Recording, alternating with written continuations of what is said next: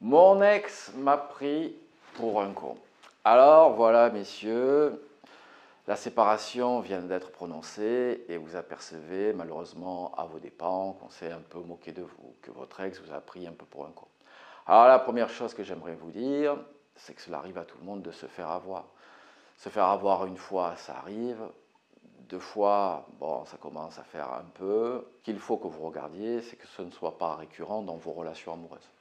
Donc, premièrement, ça arrive, j'en suis navré pour vous, j'ai envie de vous dire, l'amour rend aveugle, le mariage ou la séparation, bien souvent c'est la même chose, rend de la vue.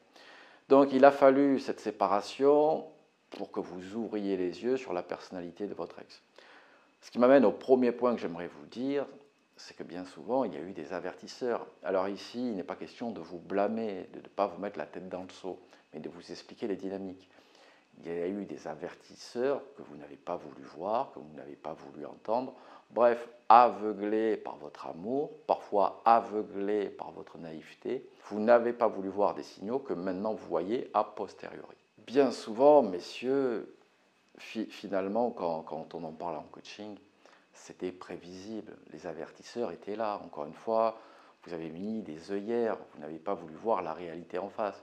Bien souvent, en plus, quand on en parle en coaching, vous me dites, mes amis, ma famille m'avaient dit de se méfier. Et pourtant, mordicus, vous y êtes allé tête baissée. Ça également, vous auriez dû l'entendre quand vos amis, vos proches, votre famille, tout le monde, grosso modo, vous dit de vous méfier, c'est peut-être qu'il y a anguille sous roche. Parfois, il faut écouter sa petite voix. Quand on sent que quelque chose est flou, quelque chose n'est pas clair, eh bien, c'est qu'effectivement, ce n'est pas clair. Également, j'aimerais vous dire que bien souvent, vous avez la naïveté de faire beaucoup d'efforts pour garder une femme. Non, si vous faites beaucoup d'efforts, c'est que son niveau d'intérêt n'est pas très élevé pour vous. C'est ça que vous devez comprendre. Je ne dis pas qu'il ne faut pas faire d'efforts, mais si vous êtes là à vouloir faire trop d'efforts, à vouloir combler une sorte de distance émotionnelle, c'est que malheureusement, son niveau d'intérêt pour vous est en train de diminuer ou que son niveau d'intérêt pour vous est bas. La deuxième chose que j'aimerais vous dire, c'est pourquoi vous voulez récupérer votre ex. Si vous vous êtes fait avoir, pourquoi revenir dans ce type de relation? Posez-vous cette question. Quel est le type de personnalité que j'ai envie de voir dans ma vie? Quel type de relation j'ai envie d'avoir? Est-ce que votre ex répond à ces critères? Je n'en suis pas convaincu. Si vous ouvriez les yeux sincèrement. En coaching, je vous demande souvent de faire cet exercice. C'est si votre enfant venait vous voir et vous raconter la même relation. Qu'est-ce que vous lui diriez? Est-ce que vous lui diriez, oui, bats-toi, essaye de rattraper les choses, améliore-toi, parce que c'est une personne bien pour toi, c'est toi qui as fait le con, ou au contraire, vous lui diriez, va-t'en, c'est pas une personne, elle se moque de toi. Voilà, soyez ce parent avec vous-même. Ce que vous conseilleriez à votre enfant, vous allez devoir vous le conseiller. Vraiment, parfois, la séparation, finalement, c'est la meilleure nouvelle qui vous soit arrivée. C'est une opportunité. Cette femme vous prenait pour un imbécile.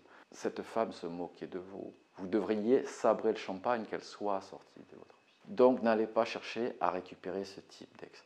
Ça n'apportera rien de bon dans la relation. Vous êtes fait avoir une fois. Cette personne, même si par miracle, vous la récupérez, vous ferez avoir encore une autre fois. Et enfin, je terminerai cette vidéo en vous parlant, généralement on parle maintenant de femmes toxiques, d'hommes toxiques. Il faut bien que vous compreniez que finalement, son niveau d'intérêt, c'est pour ça que vous faisiez beaucoup d'efforts, était bas. Et c'est pour ça que cette femme s'est permis de vous moquer de vous. Donc, encore une fois, pourquoi vouloir vous battre par rapport à cette personne? En plus, bien souvent, la toxicité, ce sont deux personnes incompatibles qui cherchent à rester ensemble. Quelles sont les attentes, les envies, les besoins de votre ex? Est-ce que vous pouvez y répondre? Quelles sont les attentes, les envies et vos besoins à vous? Est-ce que votre ex peut y répondre? Est-ce que de tous vos besoins, il peut y avoir une compatibilité entre vous? Je n'en suis pas convaincu. Allez messieurs, sachez que malheureusement ça arrive. L'essentiel, c'est de comprendre de ses erreurs et surtout de ne pas la refaire. Si vous avez besoin, n'hésitez pas à prendre une séance coaching, le lien est dans la description. Abonnez-vous à ma chaîne pour recevoir toutes mes vidéos et je vous dis à très bientôt avec James T.